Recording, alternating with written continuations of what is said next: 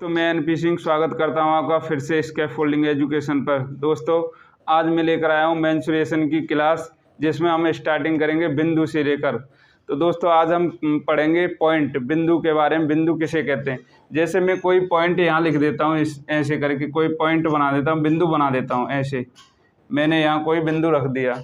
अब इसकी क्या क्या क्वालिटी होती है जिससे कि हम पहचान लें, क्या क्या खूबी होती है इसमें कि हम पहचान लें कि बिंदु क्या होता है।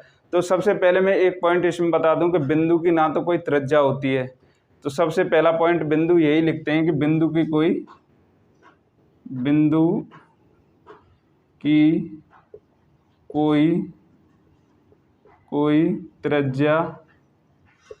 त्रिज्या नहीं होती है।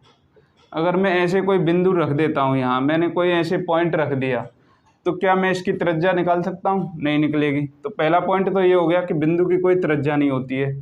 ठीक है, अब नेक्स्ट दूसरे पॉइंट पर चलते हैं। दूसरा पॉइंट क्या कहता है बिंदु के बारे में कि बिंदु की कोई विमा नहीं होती। तो दूसरे पॉइंट में लिखेंगे हम बिंदु की कोई विमा नहीं होती है। अब विमा का मतलब क्या होता है? विमा का मतलब मैं आपको बताऊं, विमा होता है जैसे मैंने ये कोई पॉइंट लगा दिया, अब मैं ना तो इसकी लंबाई निकाल सकता हूं ना इसकी चौड़ाई निकाल सकता हूं, तो यही क्या हो गई, इसकी विमा हो गई। तो दोस्तों, ये दो पॉइंट बिंदु के बारे में आपको बेहतरीन समझ में आएंगे। अब तीसरे पॉइंट में चलते हैं, हम दूसरे टॉपिक पर चलते हैं, किरण के बारे में। अब हम किरण के बारे में पढ़ेंगे। बिंदु के बारे में आप समझ गए होंगे। तो किरण के बारे में बता दूं आपको, किरण का जो स्टार्टिंग पॉइंट होता है, जैसे मैंने यहाँ कोई बिंदु रख दिया, ये हो गया स्टार्टिंग पॉइंट किरण का।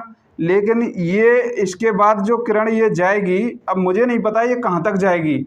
तो किरण क्या होती है? किरण का स्टार्टिंग पॉइंट होता है, लेकिन अंतिम बिंदु नहीं होता है किरण का।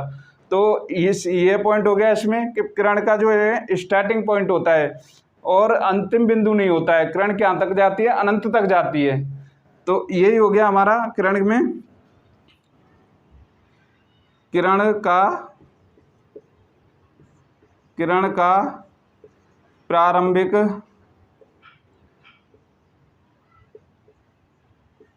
बिंदु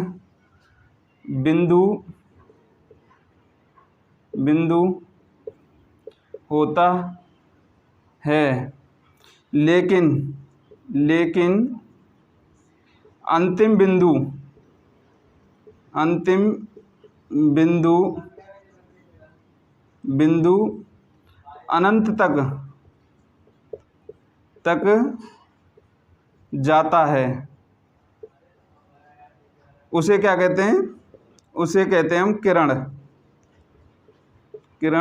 कहते हैं। जैसे कोई पॉइंट मैंने यहाँ रख दिया, पॉइंट हो गया ये ए, यहाँ से किरण स्टार्ट हुई। अब मुझे इसकी तो पता है कि बिंदु ए हो गया ये किरण का, लेकिन ये कहाँ तक जाएगा मुझे ये नहीं पता। तो यही क्या हो गई, यही खासियत होती है किरण की। तो दोस्तों, ये दो पॉइंट मैंने आपको बताया, ये बहुत अच्छे समझ में आए होंगे। अब तीसरे पॉइंट पर चलते हैं दोस्तों।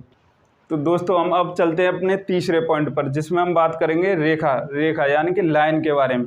तो लाइन क्या चीज़ होती है दोस्तों? लाइन के बारे में आपको बता दूं, जिसका लाइन होती है, ना तो उसका प्रारंभिक बिंदु होता है और ना ही उसका अंतिम बिंदु होता है। लाइन क्या होती है? जो स्टार्ट होती है वो भी अनंत से ही होती है और अनंत तक ही जाती है। तो उसी को क्या कहते हैं? हम लाइन कहते हैं। जैसे कोई यहाँ से स्टार्ट हो रही है और ये अनंत तक ही जाएगी, तो इसको क्या कहेंगे? लाइन। और जो किरण कहते हैं, उसका स्टार्टिंग पॉइंट होता है, लेकिन अंतिम बिंदु कहाँ तक जाएगी वो नहीं होता। और लाइन में क्या होता है? ना तो इसका ओर होता है ना इसका छोर होता है। मतलब स्टार्टिंग का पॉइंट भी नहीं होता है और कहाँ तक जाएगी ये पॉइंट भी नहीं होता है। तो दोस्तों, मैं आपको बता दूं लिख के, रेखा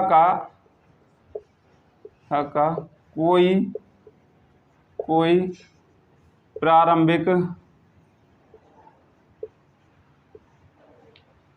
तथा अंतिम